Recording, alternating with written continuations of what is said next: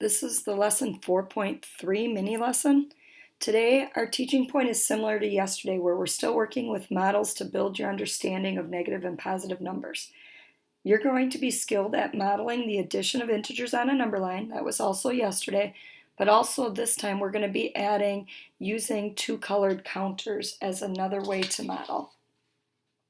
So now we're looking at the same visual summary we had yesterday, and you're going to see a lot of the exact same problems. So the first thing we need to do is take care of the definition absolute value. And this was a definition from 6th grade. So absolute value, if you recall, is the distance from 0 on a number line. It is never a negative value. So for example, it's written with those bars around it. So if I asked, what's the absolute value of 6? You would tell me the absolute value, that's what this means, of 6 is 6. The number 6 is 6 units away from 0 on a number line. I could also ask you what's the absolute value of negative 6. And again, you would tell me that the answer is 6, because negative 6, it's 6 units away from 0 on a number line. It is never a negative value, it's just 6 units away. So I don't have two different colors because I'm going to be drawing in my models. So we could use little discs that look like coins that are two colors. And one color could stand for positives and another for negatives. I'm going to just use little plus signs and minus signs. So I'm always starting with a workspace for these. So first thing it tells me is to put 5 positives on my workspace. And now it tells me to add 5 negatives to this workspace. So on here, I will add 5 negatives. Now, yesterday, we talked about that a number and its opposite, so right over here, is always equal to 0. So 1 positive and 1 negative equals 0. So I could actually remove that from, I'm going to call this like my workspace. This also equals 0, so that can come off. This equals 0. So does this, so does this. So I can clear all these zeros off my workspace, and what's left? I would have a value of 0. So we did the same problem with the number line. We also got 0. So two different ways to show it. Okay, let's try another example. This time on my workspace, I start with 6 negatives. To my workspace, I add 6 positives. So now I want to kind of clean up my workspace. So I know that anytime I have a plus and a minus, that equals 0. So all of these, it's really called a 0 pair. It's a pair that equals 0. All of these can come off my workspace. And then what would be left on my workspace would be nothing. So another way to represent negative 6 plus 6, giving me an answer of 0. Okay, so let's try somewhere I don't get 0. On my workspace, I'm putting 8 positives. I'm adding to my workspace 3 negatives. Now I want to always clean up my workspace. This is a 0 pair, it can come off. This is a 0 pair, it can come off. This is a 0 pair, it can come off. What's now left on my workspace? 1, 2, 3, 4, 5. 5 positives. So my answer is positive 5. Same thing that we got yesterday. Okay, let's try another example. Start with 9 negatives on my workspace. I'm adding to my workspace 5 positives. Now I want to clean up my workspace. Well, I know that 5 negatives and 5 positives, that always gives me 0. So that can be removed from my workspace. And what's left there? 4 negatives. So I get negative 4 again another way. Okay, if you're able to try these on your own, go ahead and give these next couple a shot and then resume the video. Okay, hopefully you were able to get these next couple on your own, but I'm putting 3 negatives on my workspace. I'm adding 6 more negatives. What's on my workspace? There is nothing to clean up. There are no 0 pairs. So what's sitting on here? I have 9 negatives.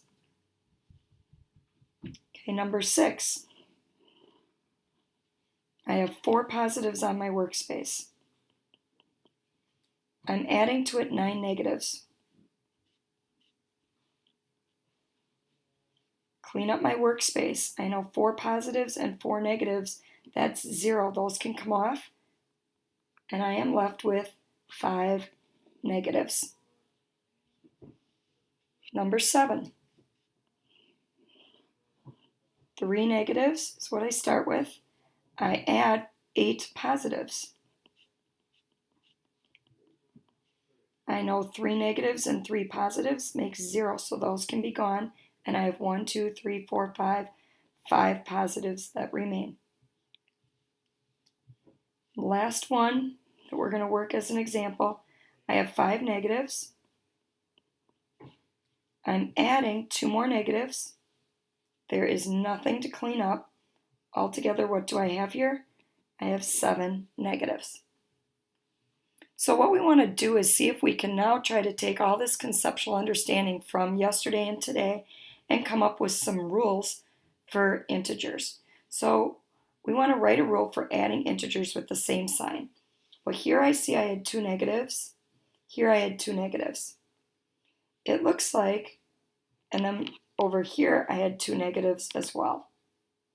So it looks like these answers in all 3 cases, when I'm adding integers with the same sign, my answer will be that same sign.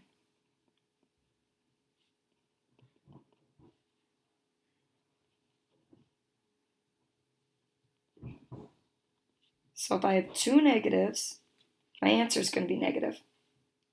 But how do I get the number? So it looks like the number was -3, -6, I get -9. -5, -2, I get -7. So what I'm really doing is I'm adding the absolute values. So the absolute value of -5 would be 5. Absolute value of -2 would be 2. 5 plus 2 gives me just the number part, the 7. And we said a negative plus a negative, when the signs are the same, then my answer will be that same sign, negative. Okay, it's a little trickier when we're looking at different signs. So let's look at that. When I have, let's go all the way up to here. The signs are different. And my numerical value, my answer is a positive here. So I want to keep in mind absolute value. Here, I have different signs, but here my answer is negative. So how are we deciding? It looks like if I take the absolute value of my numbers, whichever absolute value is larger, that's the sign of my answer. So here the absolute value of 8 would be 8. The absolute value of -3 is 3. Absolute value of 8 is bigger than the absolute value of -3, so my answer is positive. So the rule for adding integers with different signs is the answer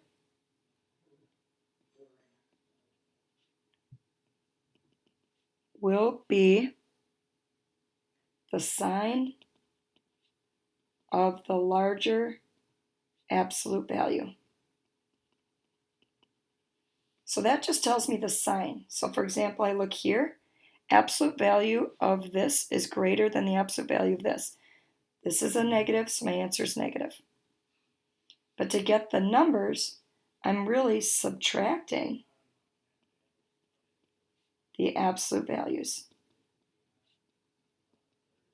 So again, I'm going to look right here. Absolute value of 4 is 4.